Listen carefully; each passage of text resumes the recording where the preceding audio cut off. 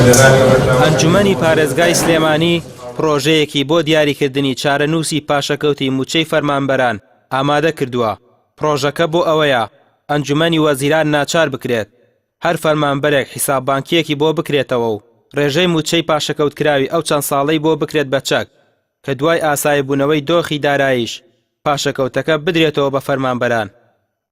کە پاشەکەوت نەما ئەم مۆزەفەژی تر بەرچاوی ڕوو نەبێ پێویستە حکوومەتی هەرێمیش ڕقم حسابی بۆ مۆزەفی خۆی بکاتەوە. بەحقیقەت هەموو مۆزەفی پێویستە کە ڕقم حسابی خۆی بزانێت کە چەندی هەیە لە لای حکوومەت کە پاشەکەوتی موچە نەما ئەوسا پێویستی بەوە ناکاتەوە حکوومەتی تر پاشەکەوت بڵێم ئەو نەو پاشەکەوتە لای من هەمووی باتێک کە هەمووی بزانێت تر ئەزانێت کە موچەش چاک بوو وردە پاشەکەوتەکەش بدرێت و بڕیاری پاشەکەوتکردنی موچە خۆران لە هەرێمی کوردستان خۆمان نەزانین لەلایەن ئەنجومەنی وەزیرانەوە دەرکرا و بڕیارێکی ئیسیسنایی بوو بۆ وەزعێکی کاتی دانرا لەبەرەوەی بارودۆخی هەرێمی کوردستان خراپ بوو و نرخی نەوت لە هەموو جیهان دابەزی بوو. ئێستا هەم بە نرخی نەوت بەرز بووەتەوە هەم هەرێمی کوردستان داهاتی زیادی کردووە لەگەڵ عێراقیش دوای پەسەندکردنی یاسای بودجەی ساڵی 2019 حکوومەتی عێراقی بەرچاوڕوونیە کە پشکەکەیان زیاد کردووە.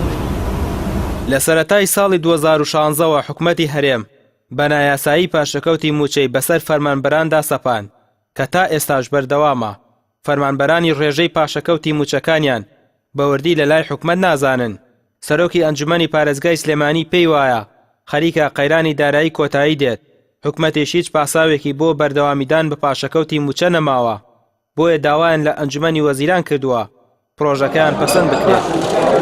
لە ڕێگای پێشنیارەکانی ئێمەوە ئەژماری بانکی بۆ موچەخۆرانی هەرێمی کوردستان بکرێتەوە و ئەو بڕی پاشەکەوتکراوەی موچەخۆرانی هەرێمی کوردستان هەیەە ڕاستەخۆ بچێتە سەر ژمارە حسابیەکەیان بۆی موچەخۆران هەم دڵنیابن لەوەی کە پاشەکەوتەکەیان نەفەوتاوە و هەم دڵنیاش بن لەوەی کە بڕەکەی چەندە. دیارەمە لە ناو ئەنجومەنی پارێزگا گفتوگۆیەکی زۆری لەسەر کرا ئەمڕۆ و ڕێکەوتین لەسەر ئەو پێشنیارانە و کۆمەڵی پێشنیاری تر کە هەمویان لە بەرژەوەندی موچەخۆرانی هەرێمی کوردستان و دیاریکردنی بڕی پاشەکەوتی موچەیە.